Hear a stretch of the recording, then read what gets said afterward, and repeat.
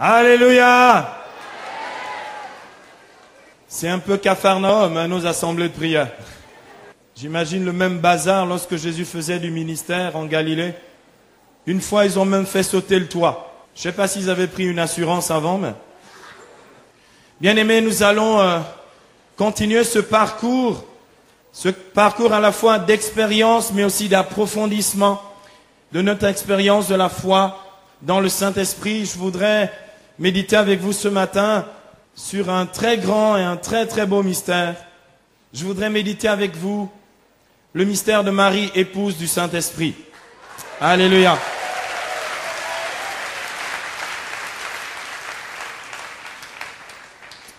Je ne l'aurais pas fait il y a quelques années si j'étais resté pentecôtiste évangélique de la pure espèce, parce que pour moi les catholiques étaient à la fois des idolâtres, des papolâtres et des mariolâtres. Et j'ai cru longtemps, mais je crois qu'il n'y a pas plus sourd que celui qui ne veut pas entendre. J'ai cru longtemps en fait que la piété mariale ou le mystère de Marie dans le plan du salut était un rajout tardif de l'Église catholique. Et j'ai été quelqu'un de très très sévère et de très très dur. J'ai chassé les esprits de Marie et je me repens publiquement de ce péché. Je demande pardon au Seigneur et à sa mère. J'ai cru longtemps qu'elle était un obstacle au plan du salut de Dieu dans nos vies. Mais très curieusement, je suis venu à Marie par Jésus. Comme j'en parlais ce matin avec un frère de ma communauté, c'est vraiment Jésus qui m'a révélé sa mère. Et bien aimé, l'année dernière, ici, en ce lieu, Carlos Payan nous disait ceci, et j'ai été très, très édifié par à la fois son ouverture, mais aussi son témoignage fraternel. Un homme qui cherche la vérité, qui croit dans la vérité, qui vit de la vérité parce qu'il appartient à la vérité. Il disait, il n'y a pas plus grande joie que l'on puisse faire à une maman, parlant de la Vierge, que de parler de son fils. Et bien aimé, je crois que le réajustement qu'il nous faut avoir dans notre piété mariale, c'est de ne jamais oublier que justement la Vierge n'est pas le terminus ad quem, comme on dit en latin. La Vierge n'est pas le terminus vers lequel nous allons. Justement, la Vierge nous donne le Fils, le Sauveur du monde, Jésus, l'unique médiateur entre Dieu et les hommes, comme dit l'Écriture dans 1 Timothée, chapitre 2, verset 5, nous allons y revenir. Mais, bien-aimés, lorsque nous rencontrons Jésus, nous le rencontrons comme Seigneur Sauveur de nos vies, nous le rencontrons aussi comme dit l'Écriture dans Romains, chapitre 8, verset 29, l'aîné d'une multitude de frères. Il y a des chrétiens dans le coin? Et ce frère-là, ce grand frère, nous a révélé que nous avons un Père dans les cieux, Matthieu 6, 9 et suivant, et il nous a révélé sa mère. Et c'est de cette révélation que je voudrais parler. Cette révélation dont l'Église a eu l'intelligence tout au long des siècles. Alors il y en a qui peuvent accuser l'Église en disant, mais oui, dans l'Écriture, les dogmes ne figurent pas très clairement. Ces fameux dogmes mariaux, ces dogmes concernant la Vierge Marie, il n'y a aucune trace scripturaire. Ce que vous dites est une pure invention des traditions des hommes. Il n'y a aucune trace. Mais je voudrais ce matin que nous regardions l'Écriture. Vous savez comment j'enseigne, bien-aimés. Je ne voudrais pas vous tromper, je ne voudrais pas en rajouter. Je voudrais justement que nous regardions l'Écriture et que nous réalisions, bien-aimés, qu'il n'y a aucun dogme marial qui ne soit fondé bibliquement. Simplement, il faut que nous nous mettions d'accord sur quelques affaires au point de départ. Jésus dit dans l'évangile de Jean, chapitre 16, versets 12 à 13, il dit « J'ai encore beaucoup de choses à vous dire que vous ne pouvez pas porter maintenant à ses disciples, que vous ne pouvez pas comprendre à présent. Mais quand il viendra, lui, l'Esprit de vérité, il vous conduira dans la vérité tout entière. » Ça veut dire quoi, bien-aimé? Ça veut dire que c'est progressivement que le Christ a révélé les mystères du royaume de Dieu aux chrétiens, et les dogmes de la foi catholique ne sont là que comme révélation progressive des vérités de la foi. Si Jésus n'a pas tout dit au point de départ, Jésus a cependant confié ce dépôt sacré de la foi à l'Église. qui en dispose et qui nous donne l'intelligence des mystères de Dieu. L'Église est, comme dit l'apôtre Paul dans 1 Timothée chapitre 3 verset 5, la maison de Dieu, colonne et support de la vérité. Alléluia. Bien-aimé, celui qui a donné l'Écriture, celui qui nous a donné l'Écriture, l'auteur de la parole de Dieu, est celui aussi qui a institué l'Église. Et bien aimé, je voudrais que vous puissiez comprendre que l'Écriture n'est pas un Coran qui est tombé du ciel. La parole de Dieu telle que nous l'avons maintenant, cette Bible-là, qui n'a pas été collectionnée, fabriquée au XVIe siècle, cette Bible-là est un don de Dieu qui nous a été fait par l'Église. Et dans l'Église, le même qui a donné l'Écriture est le même qui a institué l'Église. Et c'est l'Église qui nous donne l'Écriture. Je veux dire, bien aimé, ce livre-là, il ne s'est pas fabriqué tout seul. Ce livre a été canonisé par l'Église. Ça veut dire, il a été reconnu comme parole inspirée et authentique par l'Église. Je ne peux pas dire, j'écoute la parole de Dieu et je refuse l'Église qui est colonne et support de la vérité. Parce que c'est elle qui me donne la parole de Dieu. C'est trop facile de penser que la Bible est une sorte de livre autosuffisant qui serait descendu comme ça du ciel, Deus ex machina, et que ça, c'est tout d'un coup au milieu de nous, et on se dit, comme dit quand l'Écriture déclare, il n'y a qu'un seul médiateur entre Dieu et les hommes. Mais qui vous a dit qu'il n'y avait pas un seul médiateur entre Dieu et les hommes? C'est pas parce qu'il y a un seul médiateur entre Dieu et les hommes que moi, je ne suis pas médiation de la grâce de Dieu pour mes frères. Qu'est-ce que je suis en train de faire ces jours-ci? Quand je prêche l'évangile, qu'est-ce qui se passe? Je suis aussi médiateur. Vous savez pourquoi? On nous l'a très bien expliqué. Notre frère Roger nous l'a très bien expliqué. Nous sommes le corps du Christ. Dites-moi. Ça voudrait dire quoi? Ça veut dire que tous ici, nous sommes membres du corps du Christ et seule la Mère de Dieu, la Vierge Marie, ne serait pas membre de ce corps. Et qu'est-ce qui a donné ce corps à Jésus? Il y a des chrétiens dans le coin? Bien-aimés, vous et moi, nous ne serions pas là ce matin si cette petite fille de Nazareth n'avait pas dit oui au plan de Dieu. Aucun protestant de la terre ne serait chrétien aujourd'hui si cette femme n'avait pas dit oui à Dieu.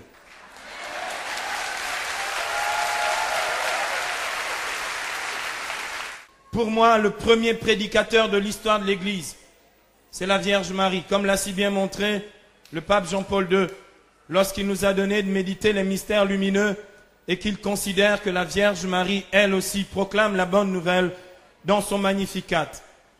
Et chacune des paroles qui sortent de sa bouche ne sont que l'écriture réellement vécue dans sa vie.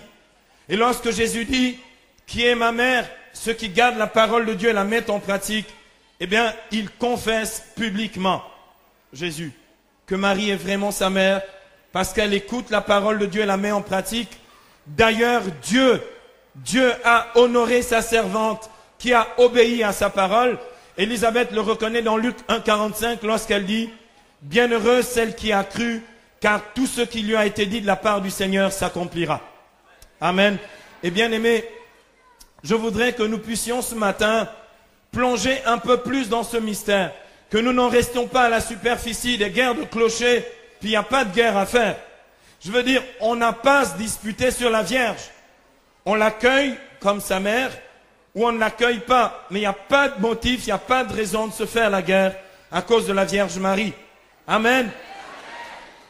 Alléluia. Bien-aimé, la Bible déclare dans Galates, au chapitre 4, versets 4 à 6, « Quand vint la plénitude des temps, Dieu envoya son propre Fils, né de la femme, né sujet de la loi, pour affranchir les sujets de la loi et nous conférer l'adoption filiale. Et la preuve que vous êtes fils, c'est que le Père a répandu dans nos cœurs l'esprit de son Fils qui crie « Abba, Père ». Et bien aimé, il y a un lien. Il y a un lien entre l'incarnation du Verbe, sa venue dans le monde comme Seigneur et Sauveur du monde, Seigneur et Sauveur personnel de nos vies, la médiation de cette femme par laquelle il est venu au monde, et le mystère de notre propre adoption filiale qui passe par la médiation de cette femme. sans laquelle le Verbe de Dieu ne se serait pas fait chair, eh bien aimé, je ne peux pas réécrire l'histoire du salut. Je ne peux pas faire comme si cela n'existait pas. Je ne peux pas faire et mettre un blackout complet sur ce moment précis de l'histoire du salut qui fait que vous et moi, aujourd'hui, nous sommes rachetés. Il est absolument impossible de réécrire l'histoire du salut. On ne peut pas refaire ce que Dieu a voulu faire de cette façon-là. Et bien aimé, si j'accueille Dieu dans ma vie, je dois accueillir Dieu avec ses projets tels qu'il veut les réaliser et tels qu'il les a réalisés. Dieu a voulu sauver le monde par la médiation de cette femme.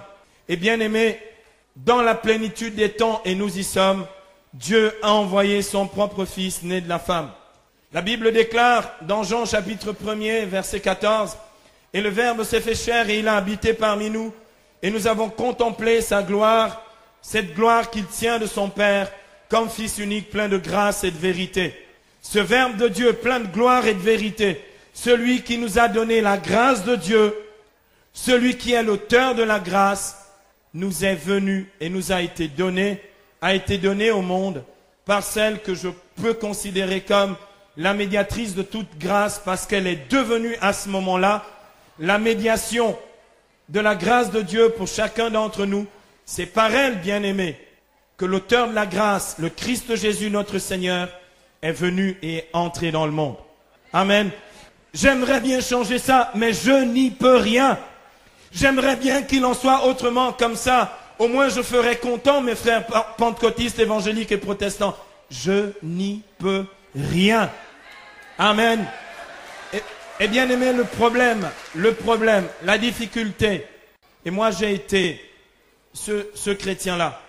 La difficulté, c'est que beaucoup de chrétiens, et même les catholiques, même une certaine piété mariale, est selon moi trop idéologique.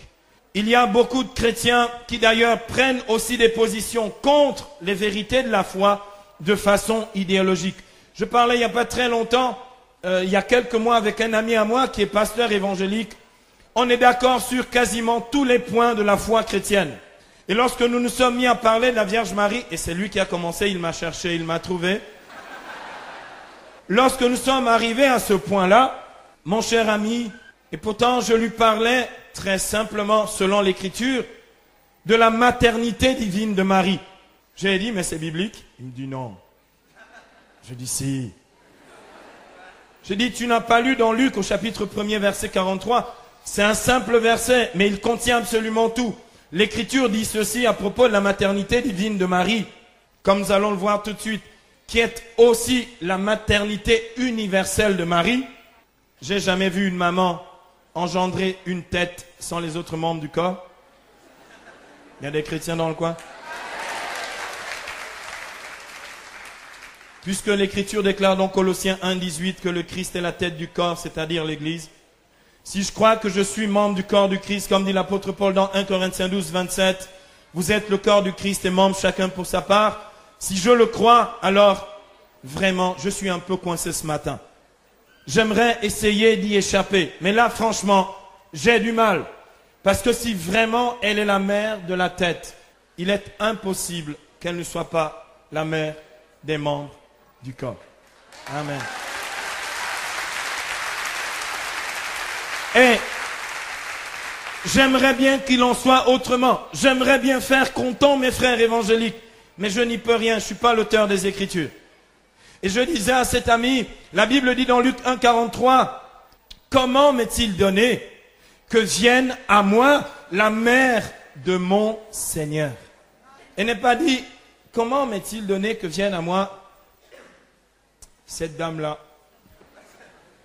de Galilée, la mère de mon Seigneur. Et bien aimé, écoutez, pour ceux qui ont un tout petit peu étudié les Écritures, quand je dis Seigneur, en grec, c'est Kyrios, mais en hébreu, c'est Adonai. C'est un nom divin. C'est le titre de Dieu. C'est la manière dont les Juifs concrètement nomment Dieu. Parce qu'il est l'innommé, il est le Saint béni soit-il. je ne peux pas prononcer son nom. Je peux simplement dire qu'il est Seigneur. Et je reconnais Jésus comme, dit justement Philippiens 2:11, comme le Seigneur à la gloire de Dieu le Père. Et quand je dis que Marie est la mère de mon Seigneur, je confesse sa maternité divine. J'y peux rien. J'aimerais qu'il en soit autrement, mais j'y peux rien. J'aimerais faire content mes frères évangéliques, mais franchement, je ne suis pas l'auteur des Écritures. Il y a des chrétiens dans le coin? Et puis on est parti en discussion, en live, pendant 1 heure, en train d'essayer de racoler les morceaux. Je lui ai dit, pendant très très longtemps, j'ai lu le texte des noces de Cana, et j'y comprenais rien. Je croyais avoir compris. Et bien aimé, je sais qu'on y entre, dans ce mystère, on n'y entre que par révélation divine et par une véritable attitude d'humilité spirituelle. L'humilité spirituelle par rapport au mystère de Marie est la seule chose qui puisse nous libérer de toutes les formes d'idéologie sur ce mystère de la femme, de la nouvelle Ève, de la mère du Seigneur et Sauveur et notre mère. Amen. Je voudrais que maintenant nous puissions voir en 3 parties comment est-ce que l'Écriture nous enseigne sur le mystère de Marie. J'aimerais prendre 3 moments clés, 3 moments importants qui sont dans les Écritures. Le premier moment que nous allons voir maintenant, c'est l'annonciation ou la Pentecôte de Marie. Nous allons nous rendre compte, bien-aimés, c'est la première qui a fait l'expérience du baptême du Saint-Esprit et c'est elle, vraiment l'épouse du Saint-Esprit, qui peut nous enseigner ce qu'est la docilité au Saint-Esprit, ce qu'est l'écoute du Saint-Esprit, ce qu'est l'obéissance au Saint-Esprit, ce qu'est la fidélité à la parole de Dieu. Écoutez, franchement, je crois vraiment que la première pentecôtiste, c'est la Sainte Vierge. Alléluia! Alléluia. Premier point, l'annonciation ou la Pentecôte de Marie. Le deuxième point que nous allons voir, c'est la visitation ou le témoignage de l'Esprit. Nous allons aussi apprendre d'elle, comment témoigner dans l'Esprit. Et puis enfin, bien-aimés, nous allons voir le dernier point, les noces de Cana ou la manifestation de la gloire de Dieu.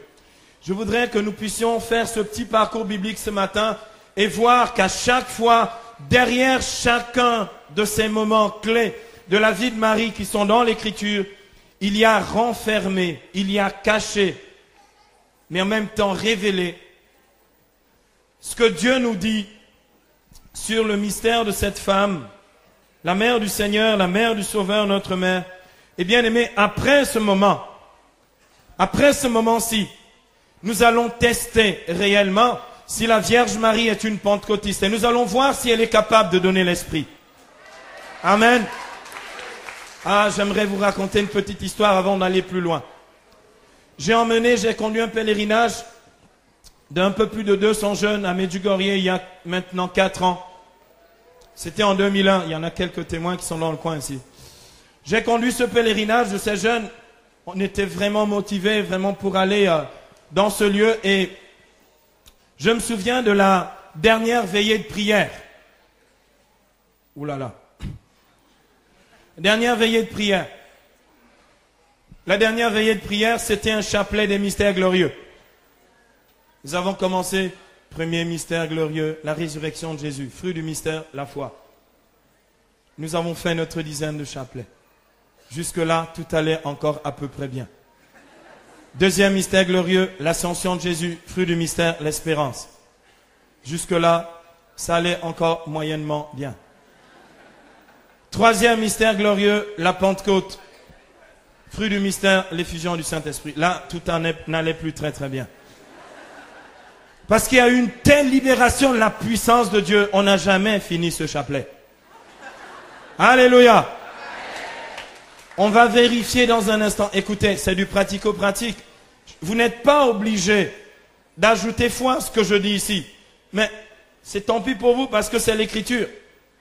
Si j'avais dit acclamons la parole de Dieu, vous auriez dit louange à toi Seigneur. Vous faites comme vous voulez. La Bible déclare dans Romains au chapitre 1er verset 16, que l'évangile est puissance de Dieu pour le salut de tout homme qui croit. Si tu n'y crois pas, il n'y a pas de puissance. Si tu crois, il y a de la puissance. Amen. Et bien aimé, il y a certains passages ici, l'annonciation, la visitation, les noces de Cana. J'aimerais bien faire disparaître ça de la Bible et comme ça on serait tranquille. Mais je ne sais pas comment on fait pour faire disparaître ça de la Bible. Amen. Eh bien, plongeons dans le mystère. L'annonciation, la Pentecôte de Marie. Bien aimé, dans le mystère, l'annonciation de Marie, on vérifie un certain nombre de choses. L'ange dit à Marie dans Luc 1, 28, tu peux être dans la joie de Dieu parce que tu es comblé de la grâce de Dieu. Je voudrais qu'on fasse un petit arrêt sur image. Vous et moi, nous aspirons à une plénitude de vie dans le Saint-Esprit. Et la Bible dit, dans Éphésiens 5, 18, cherchez dans l'Esprit Saint votre plénitude. Excusez-moi, mais cette plénitude-là, la Vierge l'a. Vous et moi, nous ne l'avons pas toujours. Elle l'a, et c'est Dieu lui-même par son ange qui le déclare à Marie. Tu es comblé de grâce. S'il y a un archétype, un modèle, où je peux contempler un être plein du Saint-Esprit, Luc 1, 28, eh bien c'est elle. Eh bien c'est elle. Elle est comblée de la grâce de Dieu, elle est remplie du Saint-Esprit. La Pentecôte de Marie survient parce que Marie pose une question à l'ange. Lorsque l'ange lui fait une grande déclaration d'amour en lui disant, l'ange lui dit, tu vois, tu as trouvé grâce auprès de Dieu, tu vas concevoir et enfanter un fils, tu lui donneras le nom de Jésus. Il sera grand, il sera appelé Fils de Dieu. Ton fils sera le Fils de Dieu. C'est curieux, une femme. Comment ça se fait? Il sera appelé Fils de Dieu. Le Seigneur Dieu lui donnera le trône de David, son père. Il régnera sur la maison de Jacob pour des siècles. Et son règne n'aura pas de fin. Marie dit, c'est super. Comment cela se fera-t-il puisque je ne connais pas d'homme? Et là, l'ange lui donne le secret de toute fécondité spirituelle. Et bien aimé, attention, et même de toute fécondité naturelle. L'Esprit Saint viendra sur toi. Luc 1, 35. Et la puissance du Très-Haut te prendra sous son ombre. C'est pourquoi celui qui naîtra de toi sera saint et sera appelé Fils de Dieu. Bien-aimé, excusez-moi, dans les assemblées charismatiques, toutes les fois que l'on dit « Seigneur Saint-Esprit, étends ton ombre au milieu de nous », il y a des guérisons qui se produisent, il y a des miracles qui se produisent. Il n'y a pas plus loin qu'il y a 15 jours, une dame vient me trouver pour me dire « Frère Silouane, est-ce que tu te souviens une fois, nous avions prié pour la guérison. Moi, j'étais stérile, incapable de concevoir. Ça faisait 3 ans et demi que j'étais marié. C'était impossible pour moi d'avoir des enfants. Nous avons prié dans l'Esprit Saint, la puissance de Dieu est venue en moi. Regarde, tu vois, mon ventre a poussé un tout petit peu. Alléluia.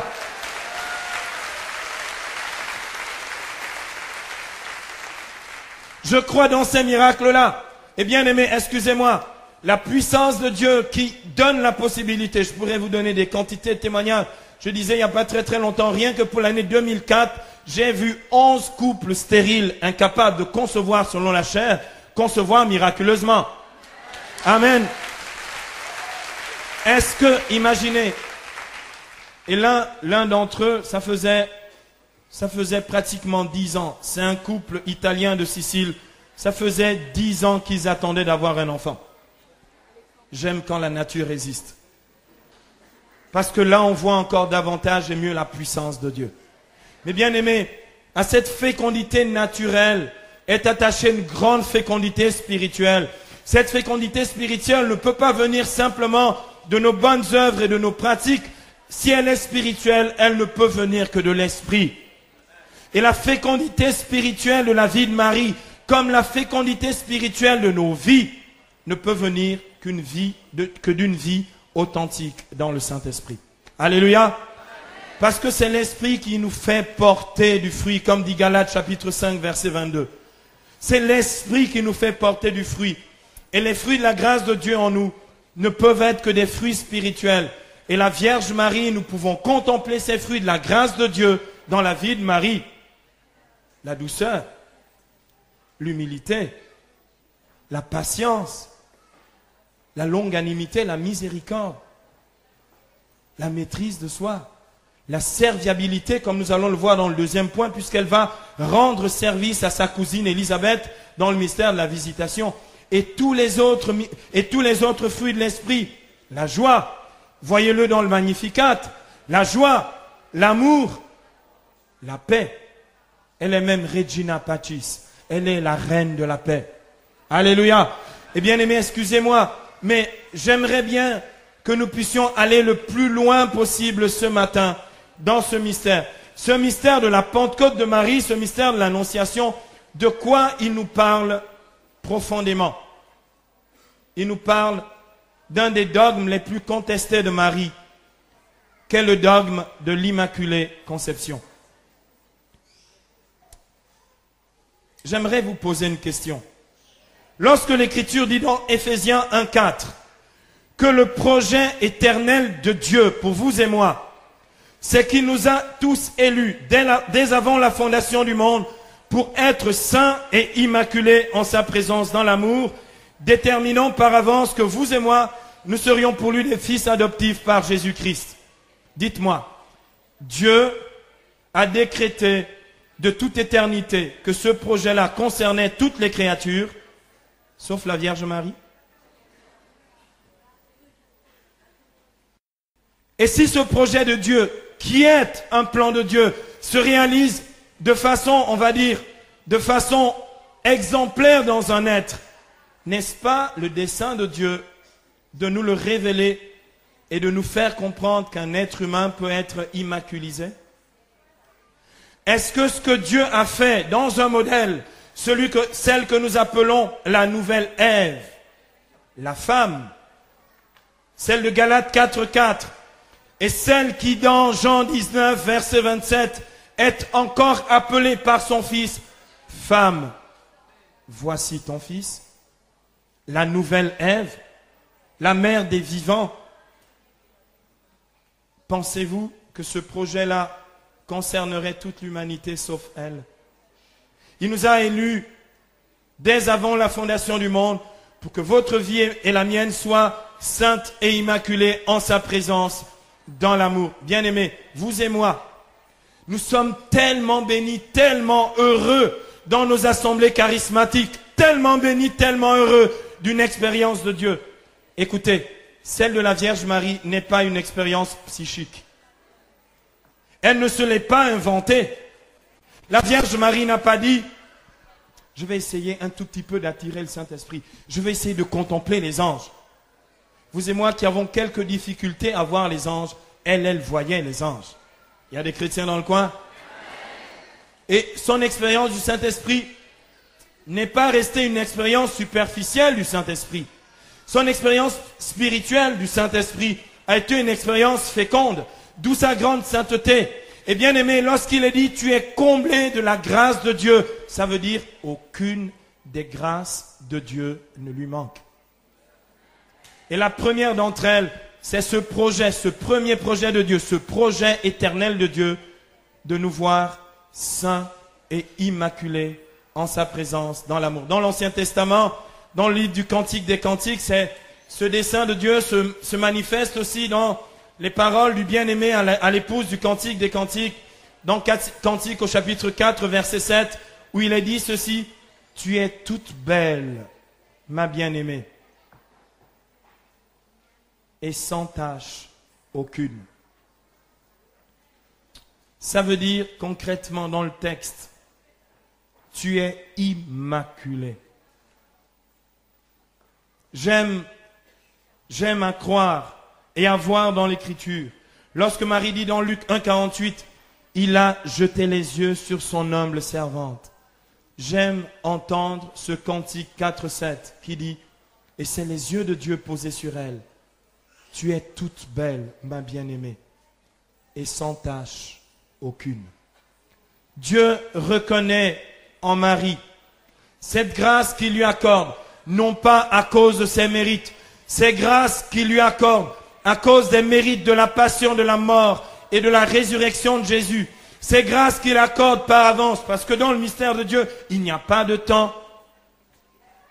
Dieu sauve aussi bien ceux qui viennent après Jésus, après le mystère pascal, que ceux qui viennent avant Jésus, avant le mystère pascal.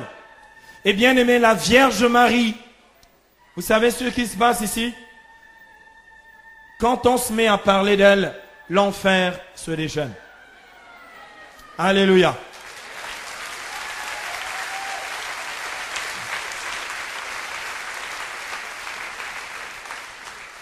On va tester tout à l'heure. Et on testera encore mieux ce soir. Il y a des chrétiens dans le coin.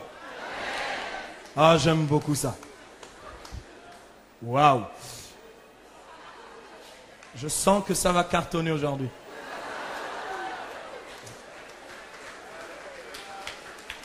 Elle est immaculée.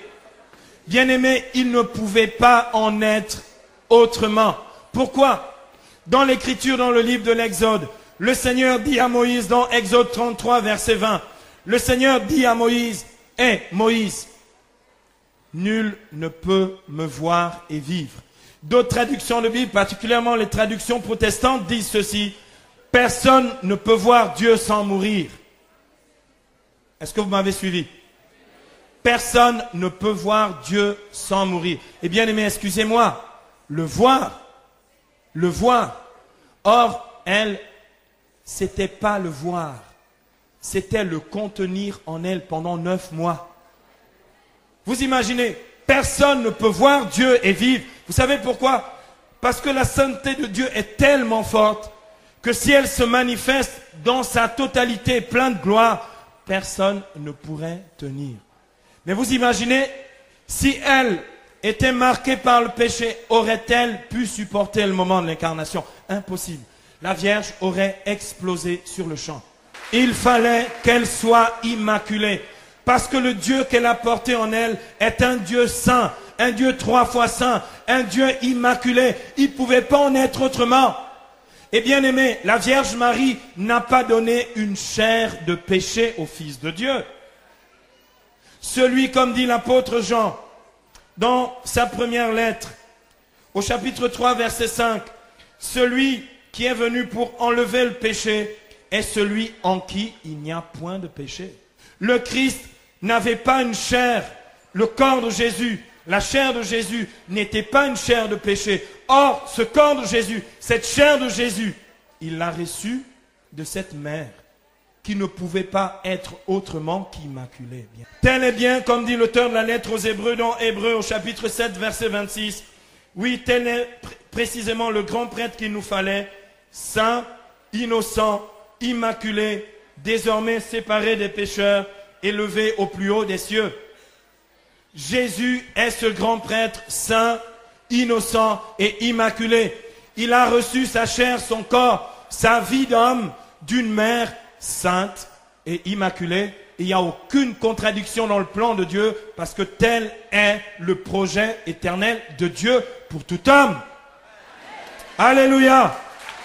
La Vierge Marie est donc bien immaculée conception. Et bien aimé, nous pourrons dans un instant tirer toutes les conséquences dogmatiques de cette vérité de la foi.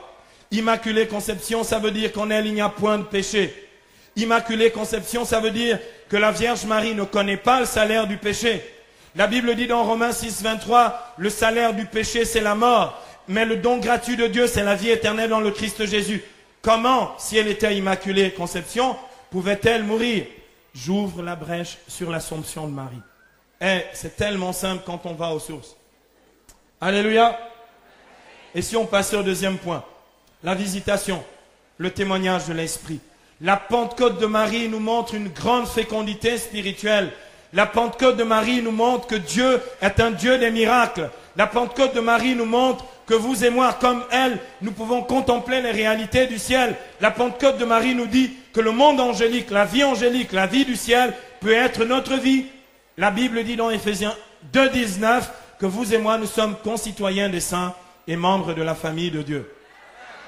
Et dans cette famille, il y a un papa. Et dans cette famille, il y a une maman. Il n'y a pas de famille monoparentale, même dans la vie spirituelle. Alléluia. Et excusez-moi, bien-aimés, Dieu ne s'est pas servi de la Vierge Marie. La Vierge Marie n'a pas été simplement une mère porteuse. Et l'incarnation du Verbe, ce n'était pas une fécondation in vitro. Je voudrais vraiment que nous soyons clairs parce que c'est du blasphème. On n'est pas loin du blasphème. Des fois, bien aimés, nous avons des considérations qui viennent de la chair, même si nous croyons qu'elles sont spirituelles. Nous ne pouvons pas, vous et moi, changer le projet de Dieu sous prétexte que nous avons peur de l'idolâtrie. Bien aimés, vous pensez, moi j'ai fait des études de théologie et nulle part, dans aucun texte de l'Église catholique, il n'est écrit que la Vierge Marie doit être idolâtrée comme une déesse. C'est Dan Brown qui dit ça dans son livre, le Da Vinci Code. C'est lui qui parle de la grande déesse ou du féminin sacré. L'Église catholique n'a jamais enseigné le féminin sacré. L'Église catholique n'a jamais fait de la Vierge une idole. Jamais. Jamais. Jamais. La Vierge n'est pas une idole. Et je confesse avec l'Écriture dans Matthieu 4, 10, tu adoreras Dieu seul et à lui seul tu rendras un culte. Je n'adore pas la Vierge. Mais bien aimé, si pour faire plaisir à une maman, la meilleure chose à faire, c'est de parler de sa mère, amen, de son fils, pardon. Mais la meilleure chose que l'on peut, la meilleure joie que l'on peut porter à un fils, c'est de parler de sa mère. Amen. Ça, Carlos Payan ne l'a pas dit, moi je le dis. Alléluia. La plus grande joie que l'on puisse faire à un fils, écoutez, c'est de bien parler de sa mère. C'est pourquoi il arrive des fois que dans certaines assemblées interconfessionnelles, je m'échauffe un tout petit peu. Et ça peut arriver. Pourquoi, bien aimé, je trouve vraiment irrespectueux que quelqu'un débarque chez moi. Il débarque chez moi. Vous imaginez la petite maison de Nazareth. Un pentecôtiste arrive dans la maison de Nazareth et commence à raconter des salades sur la Sainte Vierge. Et Jésus regarde en disant, quoi? C'est ainsi que tu traites ma mère. Est-ce que vous imaginez Jésus être tranquille en disant, ouais, c'est un frère en Christ? Jésus va d'abord lui refaire la doctrine biblique et va lui dire, ouvre les yeux, cesse d'être incrédule, deviens croyant. Amen.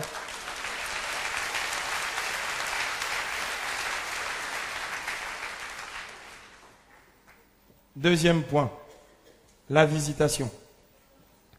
Il est écrit ici dans l'évangile de Luc, au chapitre 1er toujours, les versets 39 à 45. En ces jours-là, Marie partit et se rendit en hâte vers la région montagneuse dans la ville de Juda.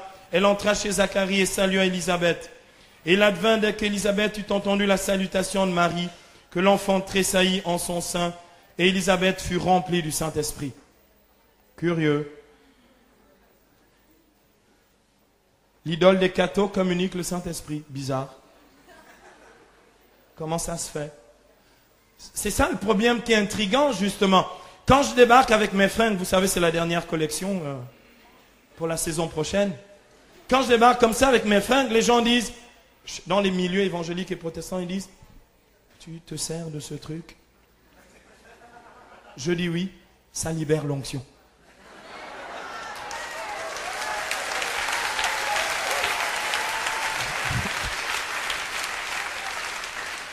Ils me disent, mais comment tu fais?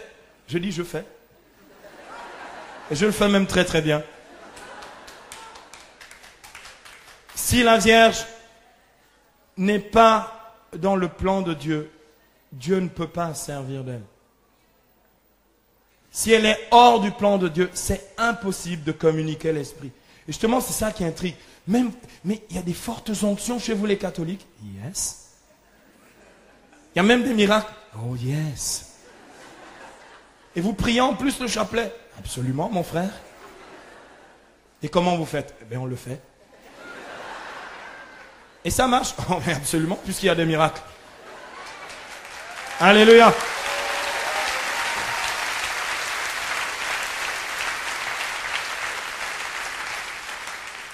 J'ai prêché il y a 2 ans, non, il y a 3 ans maintenant. Après la première convention Nouan aussi, je suis parti à Saint-Denis-du-Maine, prêcher une retraite intitulée, l'intitulé était sympathique, c'était intitulé « Guérir avec Marie ». Comme ce soir, vous allez voir comment ça se passe. Et, bah oui, écoutez, je peux faire de la doctrine. Si ça ne fonctionne pas, c'est des bobards, c'est du bluff.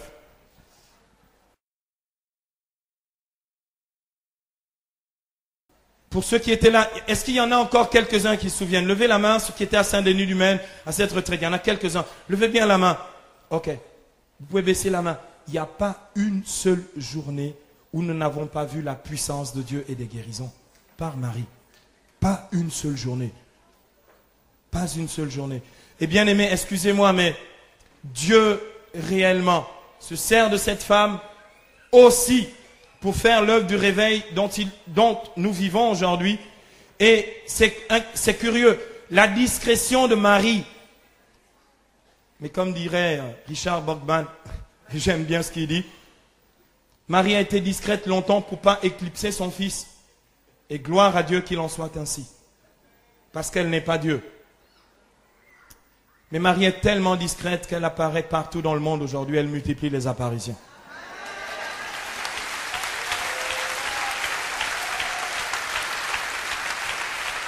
Alléluia! J'aime beaucoup ça. Il y en a qui disent, ouais, phénomène démoniaque. Au nom de Jésus. Marie, tu peux partir. Puis elle dit, si tu veux, je reviens quand tu veux aussi.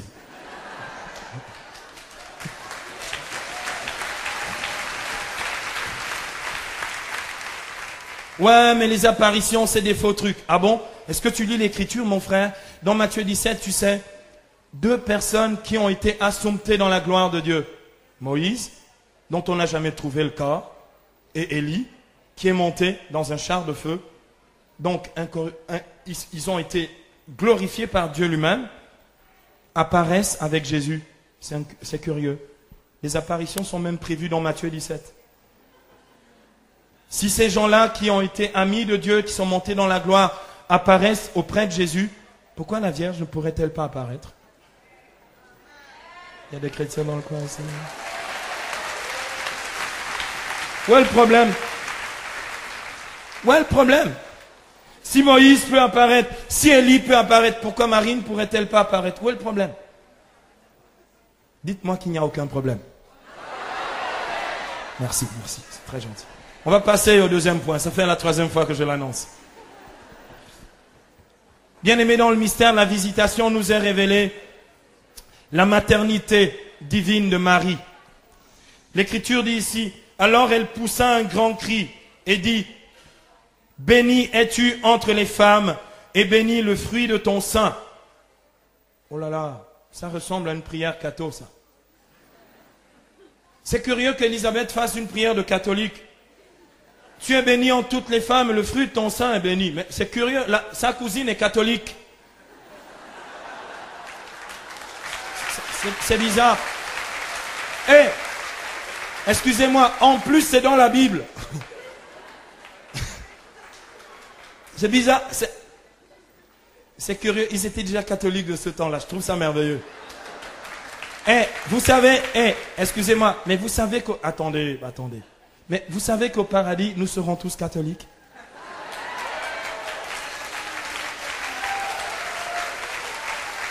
Je vais mieux m'expliquer. Au paradis, il n'y aura que des catholiques. Là, les applaudissements se font un peu moins retentissants. En fait, non, attendez. Bien-aimés, excusez-moi. Je vous comprends. Je comprends votre souci de l'unité de l'Église. Mais justement, vous ne m'avez pas bien compris. Au paradis, il y aura tout le monde. C'est ce que ça veut dire.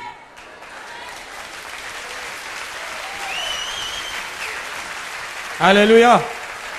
Je n'ai pas dit qu'au paradis, il n'y aura que des catholiques romains, les latins pratiquants que nous sommes. J'ai dit, il n'y aura que des catholiques.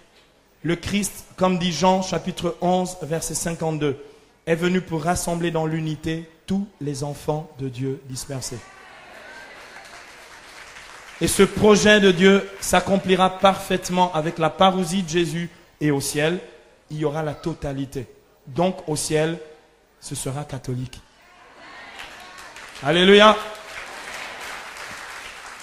Vous n'êtes pas obligé d'y croire, mais ce sera comme ça. Car vois-tu, dès l'instant où ta salutation a frappé mes oreilles, l'enfant a tressailli d'allégresse en mon sein. Jean-Baptiste ne pouvait plus tenir en place. Le gars, il pétait complètement les plombs dans le sein maternel. Il avait tout d'un coup improvisé une assemblée de prière, 4e vague dans le sein d'Élisabeth.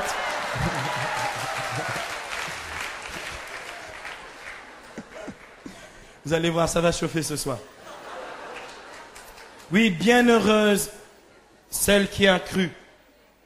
Bienheureuse celle qui a cru. En l'accomplissement de ce qui lui a été dit de la part du Seigneur. Bien-aimés, justement, ce passage de l'Écriture nous parle de la maternité divine de Marie. L'Écriture est très très claire sur la maternité divine de Marie. Ce passage de, justement, Luc 1, 43, qui nous dit qu'elle est la mère du Seigneur, nous parle clairement de sa maternité divine. Alors, un petit point de doctrine chrétienne, pour être très clair. Nulle part dans l'Écriture et dans la doctrine chrétienne, il est dit que Marie est la mère du Père. Amen. Nulle part il est dit qu'elle est la mère de l'Esprit. Ok? Elle est la mère du Fils. Elle est la mère du Fils. En qui, comme dit Colossiens chapitre 2 verset 9, habite corporellement la plénitude de la divinité. Si ce Fils est réellement Dieu, celui en qui, dans la chair, habite pleinement la divinité, je ne peux pas ne pas dire qu'elle est la mère du Fils de Dieu. Donc, si elle est la mère du Fils de Dieu, le Fils est de même nature que le Père, nous dit Hébreux chapitre 1, versets 2 à 3. Jésus est le resplendissement de la gloire du Père et il est l'icône de sa propre substance, de sa propre nature. Il est Dieu né de Dieu. Il est Dieu engendré du Père. Et bien aimé, excusez-moi, si il est Dieu, éternellement Dieu, même dans la chair, même incarné, la mère de ce Dieu-là, le Fils, mérite le titre de mère de Dieu.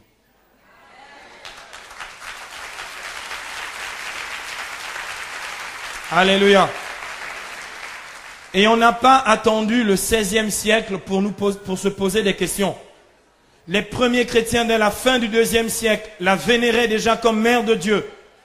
Et au 5e siècle, ils en avaient tellement marre qu'il y en ait encore dans la chrétienté qu'ils ne comprennent pas, qu'ils en ont fait le premier dogme marial de l'histoire de l'Église.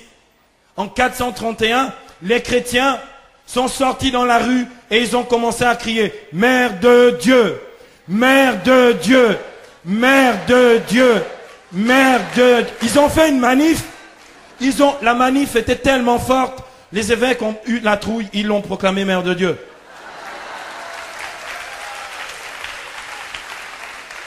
Le peuple bien-aimé reconnaît en Marie de Nazareth la mère du Seigneur, la mère de Dieu. Luc 1, 43, c'est biblique. C'est pas seulement dogmatique. Le dogme vient après. La révélation précède le dogme. Le dogme est une intelligence approfondie de la révélation. Mais le dogme ne se substitue pas à la révélation. C'est Dieu qui donne cette intelligence à l'Église. C'est l'Esprit, comme dit Jean, chapitre 16, verset 13, qui conduit dans la vérité tout entière. Alléluia.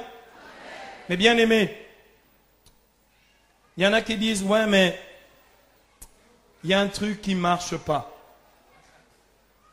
Il y a un truc qui ne marche pas. Parce que justement, l'Écriture nous dit que, et ça, les catholiques ne sont pas très très clairs, semble-t-il, sur cette question-là. L'Écriture a l'air de nous dire que la Vierge Marie aurait eu quelques autres enfants.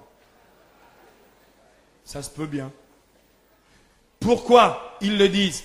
pour invalider une autre vérité scripturaire. C'est la virginité perpétuelle de Marie. Le dogme nous dit ceci, que la Vierge Marie est restée vierge avant, pendant. C'est le pendant et après qui est gênant. Le prophète Isaïe, dans Isaïe 7,14, annonce que la Vierge concevra et enfantera un fils. Curieux. Il aurait pu dire une femme qui aime Dieu. Il dit la Vierge. L'Écriture, lorsque Saint Luc écrit ce passage d'Écriture, c'est-à-dire après l'an 50, après Jésus, Saint Luc continue à dire, en parlant de cette femme, ici dans Luc au chapitre 1er, au verset 27, il continue à dire, et le nom de la Vierge était Marie.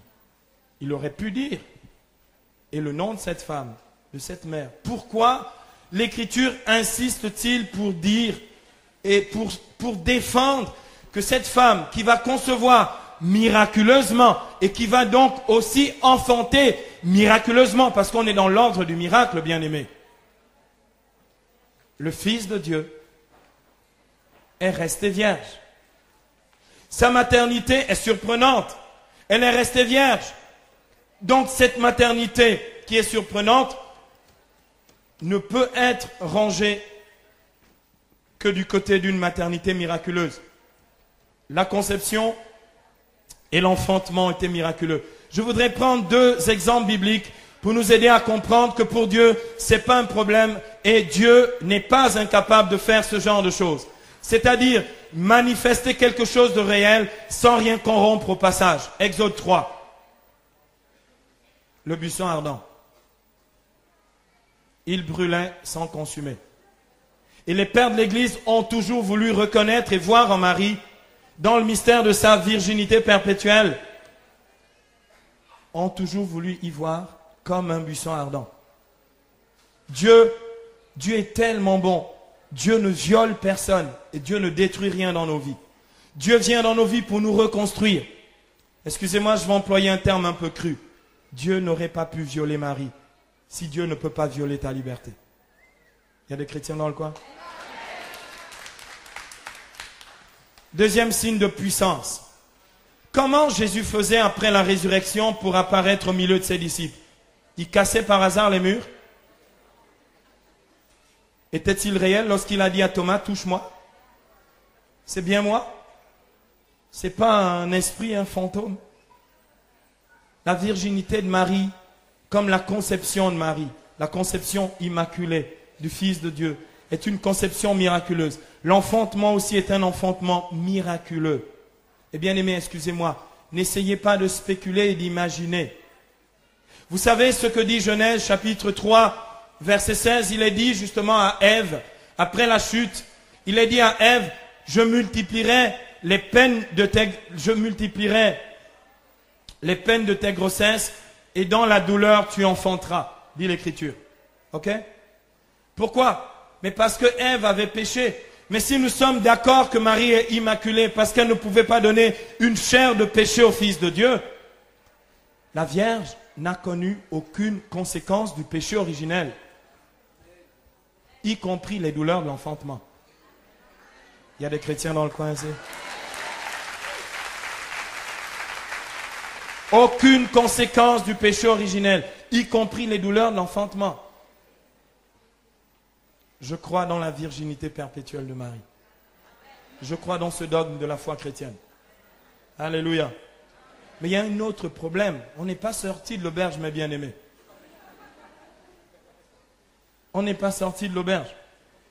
Dans l'Écriture, une des objections que j'avais sur les lèvres quand j'étais pentecôtiste, c'était que j'avais lu dans Luc au chapitre 2, verset 7, que justement, c'est là où je me dis vraiment, on peut avoir l'esprit tordu quand même. J'avais lu dans Luc chapitre 2, verset 7, que justement il est écrit, elle mit au monde son fils premier-né. Ah, la déduction protestante, c'est de dire donc il y en avait eu d'autres. Donc on ne peut pas dire qu'elle est restée vierge puisqu'elle en a eu d'autres. si on dit le premier est, eh bien, ok, d'accord, on accorde, le premier c'était miraculeux. Ce fils premier-né, comment ça se fait? Donc il y en a eu d'autres. Ah oui, mais d'ailleurs, oh, mais attendez, mais vous lisez pas les Écritures. Dans l'évangile de Matthieu, on va aborder un sujet assez brûlant. Dans l'évangile de Matthieu, justement,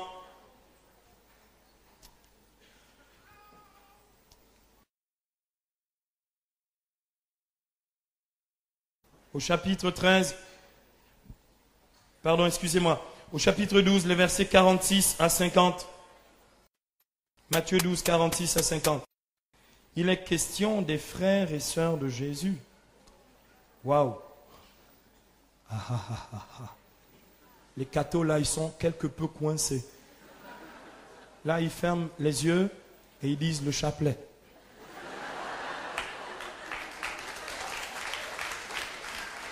Parce que le pire de l'évangile de Matthieu, c'est qu'il y a même des noms, frères et sœurs. Il y a des noms. Excusez-moi, il y a même des noms. Non, ce n'est pas dans Matthieu qu'il y a des noms, c'est chez Marc. On va le lire tout de suite. Il est écrit ceci, verset 49. Ah non, justement, quelqu'un arrive dans la foule et crie, « Voici que sa mère et ses frères se tenaient dehors, cherchant à lui parler. » À celui qui l'en informait, Jésus répondit, « Qui est ma mère? Qui sont mes frères ?» Et tendant sa main vers ses disciples, il dit, « Voici ma mère, mes frères, car quiconque fait la volonté de mon Père qui est aux cieux, celui-là met un frère, une sœur et une mère. » Et en lisant les Écritures, justement, on se dit, on ne comprend pas bien. Qu'est-ce que Jésus veut bien dire par là? Parce que si Jésus nous dit que tout d'un coup, il a encore des frères, ce passage de l'Écriture, il est là en fait, comme un rebondissement pour aggraver la situation. Eh bien aimés, lorsqu'il est question de ces frères de Jésus, de Matthieu chapitre 13, versets 54 à 55, d'où lui vient cette sagesse, dit quelqu'un dans l'assemblée, et ces miracles, celui-là n'est-il pas le fils du charpentier? N'a-t-il pas pour mère la nommée Marie? D'ailleurs, ce gars-là, il prêche en faveur de la maternité divine de Marie. N'a-t-il pas pour mère la dénommée Marie? Et pour frère? Ah oui, justement, c'est ce passage dont je parlais à l'instant, de Matthieu 13. N'a-t-il pas pour frère Jacques, Joseph, Simon et Jude? Et ses sœurs ne sont-elles pas toutes parmi nous? Alors là, vraiment, on est mal. Hein? En plus, il y a des noms. Là, on est carrément mal, parce qu'on se dit, mais c'est pas possible. En plus, il y a des noms. Elmitomonte, son fils premier-né. Il y en a eu d'autres. Leurs noms sont dans l'Écriture, Matthieu 13, 54 à 55. La preuve est là. Frère, as-tu lu correctement toutes les Écritures? Il est dit, quelques chapitres plus loin, dans Matthieu chapitre 27, versets 55 à 56. Vous pouvez aller vérifier, quelle que soit la Bible chrétienne, quelle que soit la traduction de Bible. Vous trouvez ça dans la Louis II et dans quelques autres Bibles. Il est écrit dans Matthieu 27, 55 à 56, il y avait là, près de la croix de Jésus, de nombreuses femmes qui regardaient à distance. Celle-là même qu'il avait suivie depuis la Galilée et le servait entre autres, écoutez bien, le nom des femmes. Il y avait entre autres Marie de Magdala que nous avons fêtée hier. Marie, ensuite Marie, mère de Jacques et de Joseph. Waouh, mais j'ai trouvé déjà ces noms-là quelque part. J'ai vu quelque part dans Matthieu chapitre 13, versets 54 à 55, que la dénommée Marie avait pour enfants Jacques et Joseph. Mais ici, dans Matthieu 27, on ne cite pas Simon et Jude en plus. C'est qui cette autre Marie? Vous la retrouvez dans un autre évangile parallèle, dans le chapitre 19 de l'évangile selon Saint Jean, verset 25. Cette femme est la cousine de Marie. Elle s'appelle Marie, femme de Cléophas, dont les enfants étaient Jacques, Joseph, Simon et Jude. Dans Jean 19, 25, or près de la croix de Jésus se tenaient sa mère et la sœur de sa mère. Le même épisode que dans Matthieu 27, 55 à 56.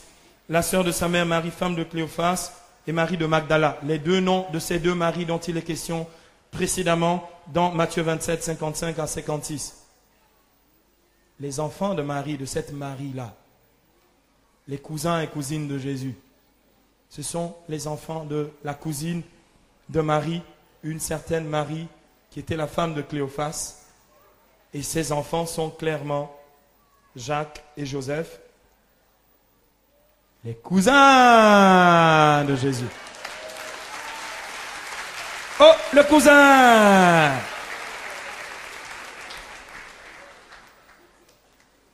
Par contre,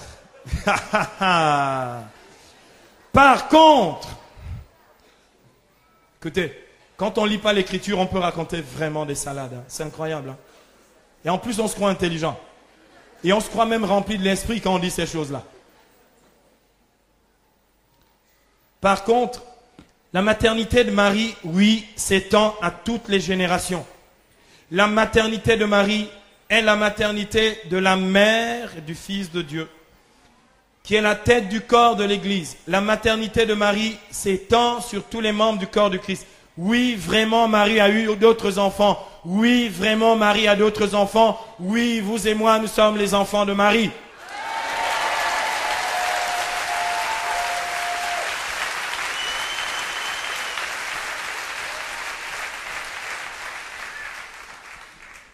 Et comment ça se peut? Eh bien, ça se peut que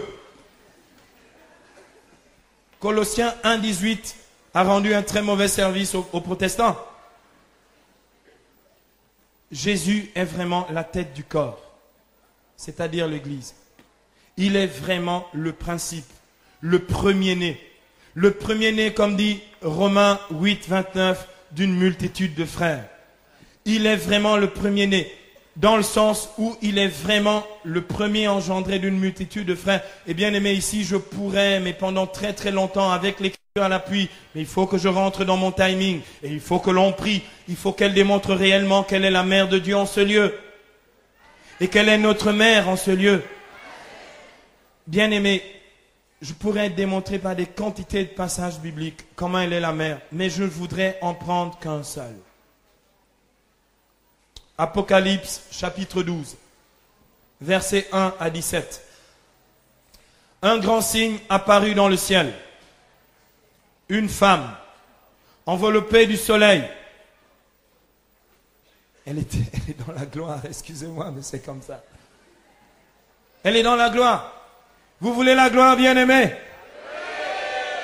Ben, vous voulez la gloire, elle est la gloire. Et cette vision de l'Apocalypse chapitre 12, c'est bien le texte que l'Église utilise pour le mystère de l'Assomption de Marie. L'Assomption de Marie. Cette femme, le soleil l'enveloppe. Elle a une couronne de 12 étoiles. Ce que j'aime dans l'Apocalypse, ce sont les symboles. Le chiffre 12 est le chiffre biblique pour parler du peuple de Dieu. Il y a des chrétiens dans le coin? Les 12 tribus d'Israël et les 12 apôtres qui sont les fondations de la nouvelle cité ou la cité sainte. L'église du Christ, le peuple nouveau, le peuple de l'ancienne et de la nouvelle alliance. A pour mère Marie, elle est vraiment la fille de Sion et la mère de l'église. Elle est vraiment la mère du peuple de Dieu. C'est elle qui est vraiment notre mère. Elle est notre mère bien sûr parce que nous sommes membres du corps mystique du Christ.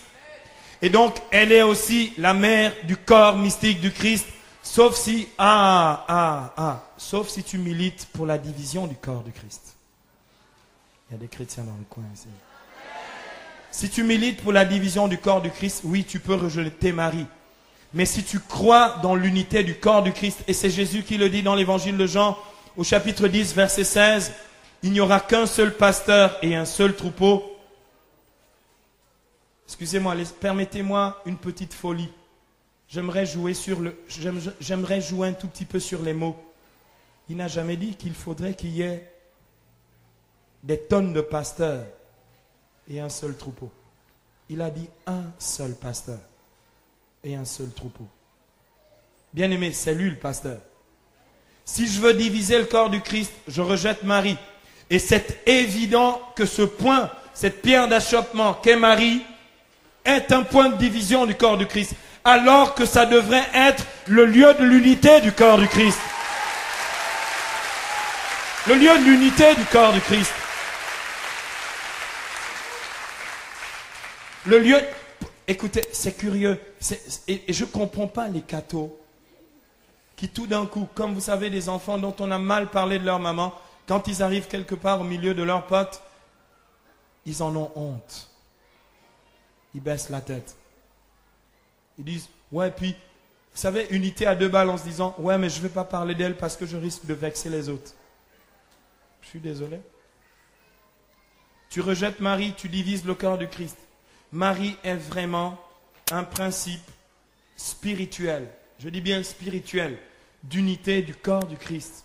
Et bien aimé, il est évident, et là, écoutez, c'est pas de la théologie ou de la spiritualité à deux balles un peu superficielle. Je voudrais que chacun d'entre nous essaye d'aller le plus profond dans ce mystère et tirer les conséquences théologiques et spirituelles de ce mystère. Elle est vraiment un principe spirituel, l'unité du corps du Christ. Tant qu'elle manquera dans l'unité, il n'y aura pas d'unité. Il n'y aura pas d'unité. Il n'y aura pas d'unité.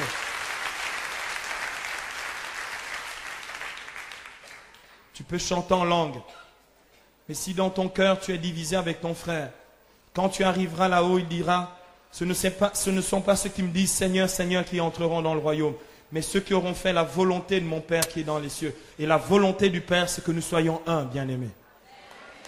Et si nous sommes un et que nous nous reconnaissons membres du corps du Christ, si nous reconnaissons la tête, la Vierge Marie n'a pas enfanté que la tête, elle n'est pas que la mère de la tête, elle est la mère de tous les membres du corps du Christ. Je voudrais justement dire ceci. L'apôtre Paul qui dit que nous sommes le corps du Christ à plusieurs reprises aux Éphésiens et dans la première aux Corinthiens, l'apôtre Paul signifie par là que justement, si nous nous reconnaissons le corps du Christ, nous ne pouvons même pas, bien-aimés, justifier les divisions, quel qu'en soit le motif. Quel qu'en soit le motif. Vous savez, une fois, un ami pasteur évangélique me dit, Silouane, ton ministère, c'est vraiment un truc qui roule, hein? Je dis, oui, ça roule même très bien. Il me dit, mais tu n'es pas quelque peu agacé par les tracas dans l'église catholique? J'ai dit, non, frère. Dieu prend les moyens qu'il choisit, lui, pour me sanctifier, et je bénis son nom. Et il m'a dit ceci, franchement, avec tout le ministère que tu as, tu pourrais vraiment fonder une église.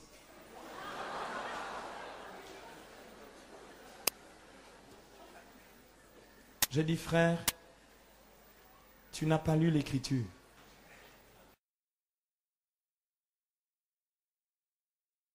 Jésus, dans Matthieu chapitre 16, verset 18, il dit, tu es Pierre, et sur cette pierre, je bâtirai mon. Il n'a pas dit mes églises, mon église. Mon église. Mon église.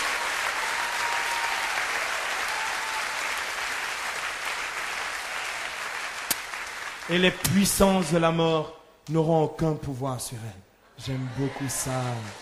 Alléluia. C'est l'église du Christ. Ce n'est pas l'église des individus. Dans Apocalypse chapitre 12, verset 17, la parole de Dieu nous dit ceci, bien-aimés. Furieux contre la femme. Furious contre la femme. Bien-aimé, c'est un vieux litige qui date de Genèse chapitre 3, verset 15. Un vieux litige. On dirait chez moi en Afrique, des vieux palabres. Qui date de Genèse 3, 15. Je mettrai une hostilité entre toi et la femme. Entre sa descendance et ta descendance, démon. Tu lui mordras le talon de temps en temps, mais elle t'écrasera la tête, l'ami.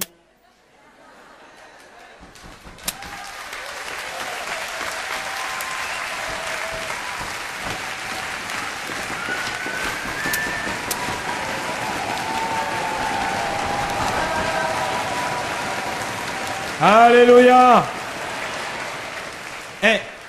Ça, c'est la descendance de la femme qui écrase la tête de l'ennemi. Waouh, gloire à Dieu. Le dragon qui n'a pas pu justement, le dragon qui n'a pas pu atteindre le Fils, s'est mis en guerre, dit l'Écriture dans Apocalypse 12, 17, contre le reste des enfants de la femme. Et c'est qui le reste des enfants de la femme? La Bible dit dans Apocalypse 12, 17, ceux qui gardent les commandements de Dieu et le témoignage de Jésus-Christ. Alors, dans toutes les églises chrétiennes, je pose la question aux chrétiens, qui ici garde les commandements de Dieu? Alors les protestants lèvent la main. Qui ici a le témoignage de Jésus? Les protestants lèvent la main. Je dis, alors vous êtes le reste des enfants de la femme? Alléluia.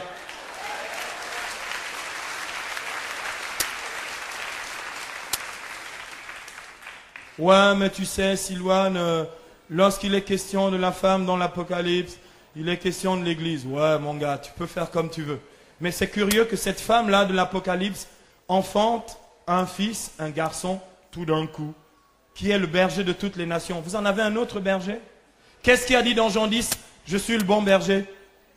Vous en connaissez un autre? Curieux. Salut le reste des enfants de la femme, comment allez-vous?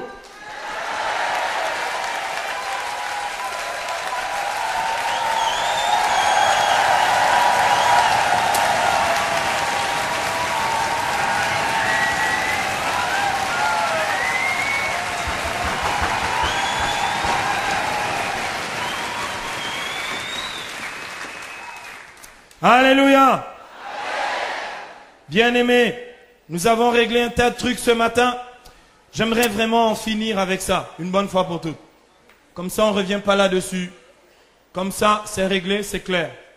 La Vierge est montée dans la gloire du ciel parce qu'elle était sans péché. Puisque le salaire du péché, c'est la mort, Romains 6, 23. Et qu'elle était immaculée conception, elle ne pouvait pas connaître la mort. Donc l'Église reconnaît qu'au terme de son pèlerinage sur la terre, la Vierge est montée avec son corps et son âme dans la gloire du ciel. Et bien aimé, il n'y a rien de curieux à ça. Il n'y a rien contre l'Écriture, car nous-mêmes, frères et sœurs, à la fin des temps, nous vivrons une assomption. La Bible dit dans 1 Thessaloniciens 4, 17, nous les vivants, nous qui serons encore là, nous serons réunis avec eux et emportés sur les nuées pour rencontrer le Seigneur dans les airs. Ainsi, nous serons avec le Seigneur toujours. C'est ce qui s'est produit pour elle. Ce qui va se produire pour ceux qui seront là à la fin. Et bien aimé, l'Assomption n'a rien d'étrange ni d'extraordinaire. C'était la même chose pour Enoch. La Bible dit dans Genèse 5, 24, Enoch marcha avec Dieu, puis il disparut, car Dieu l'enleva. C'est la même chose dans le deuxième livre des rois, chapitre 2, verset 11, à propos d'Élie. Or, comme il marchait en conversant avec Élisée, voici qu'un char de feu et des chevaux de feu se mirent entre deux, et Élie monta au ciel dans un tourbillon. Assomption d'Élie. Si Dieu, bon, Moïse pouvait aussi ajouter, si Dieu a fait ça pour ces hommes-là, il peut le faire aussi pour sa maman. Pour sa maman. Et bien aimé, excusez-moi, la Bible dit dans Colossiens 3, 1 à 3, que notre vie est désormais cachée en Dieu dans le Christ. Or, il est possible dans le plan de Dieu, c'est juste pour vous parler de la possibilité de l'Assomption, bibliquement, il est possible dans le plan de Dieu qu'un homme ou une femme soit assompté. Il n'y a rien d'étrange lorsque l'Église proclame le dogme de l'Assomption de Marie. C'est ce qui adviendra pour ceux qui seront encore là, si vous faites de vieux os, lorsque le Christ reviendra dans la gloire.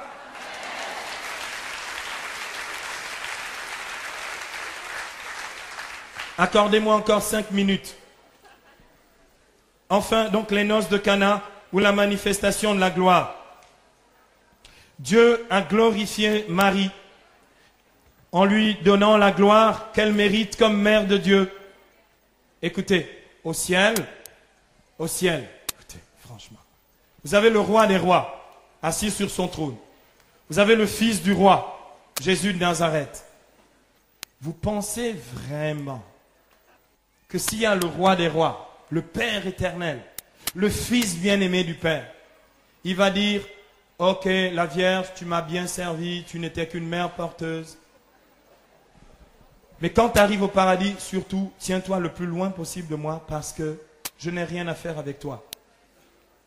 C'est comme ça que quelques-uns interprètent les noces de Cana. Vous vous souvenez, moi je lisais comme ça quand j'étais protestant. Est-ce que vous vous souvenez, lorsqu'il n'y a plus de vin à Cana et ce soir on va boire à gogo et la Vierge va intercéder pour ça. Lorsque dans les noces de Cana, je ne sais pas si vous vous souvenez, bien-aimés, il n'y a plus de vin, verset 3. Verset 4, Jean chapitre 2, verset 4. La mère de Jésus lui dit, ils n'ont plus de vin. Et là Jésus répond, femme, que me veux-tu? Mon heure? Ok. Je vais vous dire comment, lorsque j'avais l'esprit tordu, j'interprétais. Avec mon esprit tordu, je disais, Jésus est en train simplement de dire, voyez, c'est la preuve qu'il n'a rien à faire avec elle. Jésus était, semble-t-il, en train de dire, mêle-toi de tes affaires, ne t'occupe pas. Qu'y a-t-il entre toi et moi? Mêle-toi de tes affaires. Jésus n'était pas en train de mépriser Marie, lui qui nous dit dans l'Écriture d'honorer notre Père et notre Mère. Il ne pouvait pas l'humilier publiquement et il n'était pas en train de le faire. Il n'était pas en train de l'écarter, de l'éjarter. Il était simplement en train de parler du moment de sa manifestation. J'ai prêché la Pentecôte l'année dernière avec le pasteur avec le pasteur Jean-Louis Jaillet à Saint-Ouen à Paris. Jean-Louis Jaillet a dit un truc assez intéressant, théologiquement juste. Jean-Louis Jaillet, il a beaucoup évolué dans sa prédication de ce point de vue-là. Il a dit, la Vierge Marie a enfanté 2 fois son fils. Je dis, c'est génial. La première fois pour le donner au monde et la deuxième fois à Cana de Galilée pour le pousser dans le ministère. Alléluia. Et c'est ce qui se passe ici. Lorsqu'il dit à sa mère, mon heure n'est pas encore venue, il lui dit, je ne peux pas commencer le ministère, je n'ai pas encore le signal du Père. Et nous savons bien que quand il est question de l'heure de Jésus dans l'évangile de Jean, c'est l'heure de sa passion. Jean chapitre 13, verset 1. Quand l'heure fut venue de passer de ce monde à son Père, ayant aimé les siens qui étaient dans le monde, il les aima jusqu'au bout. Jean 17, 1. Père, l'heure est venue, glorifie ton Fils. Quand il est question de l'heure de Jésus, il est question de l'heure de sa manifestation dans la gloire. Et Jésus se manifeste glorieux à Cana. Jean chapitre 2 verset 11, il manifesta sa gloire et ses disciples crurent en lui. Je pose la question à tout chrétien, quelle qu'en soit la dénomination. Si elle n'était pas dans le plan de Dieu, comment ça se fait qu'il a fait le miracle? Comment ça se fait qu'il a fait le miracle? Comment ça se fait que si elle n'avait rien à voir avec le plan de Dieu, c'est fonctionné à Cana? Il y a des chrétiens dans le coin. Non, il y a quelque chose de beaucoup plus profond. Il est question ici, bien-aimé, il ne s'agit pas de mettre de côté Marie, il est question de mieux que ça. Il est question de la collaboration de Jésus et de Marie, ce que nous, les catholiques, nous appelons la médiation maternelle et universelle de Marie. Je vais vous expliquer ce que ça veut dire. En grec, dans le texte, Jésus dit ceci, et c'est difficile à traduire. La traduction « que me veux-tu, femme » n'est pas, selon moi, la plus précise. En grec, c'est « ti emoi kaisoi ». Ok, ceux qui ont des dons d'interprétation des langues pouvaient interpréter. « Ti emoi kaisoi », ça veut dire « qu'en est-il pour toi et pour moi? Mon heure n'est pas encore venue ». Ça veut dire quoi? Je traduis en français courant. Que pouvons-nous faire maintenant, maman? Mon heure n'est pas encore venue. Que pouvons-nous faire maintenant? Il s'agit de la collaboration, de la médiation participée de Marie à l'unique médiation de Jésus qui est l'unique médiateur entre Dieu et les hommes. Et bien aimé, ce mystère est tellement profond qu'aujourd'hui encore, j'aurai des centaines de références bibliques à vous donner ici, qu'aujourd'hui encore, comme vous et moi, nous sommes médiateurs de la grâce de Dieu pour nos frères lorsque nous prions et intercédons. Eh bien, nous disons à Marie, à la fin du Je vous salue Marie, prie pour nous pauvres pécheurs, maintenant et à l'heure de notre mort. Amen. On peut acclamer le Seigneur.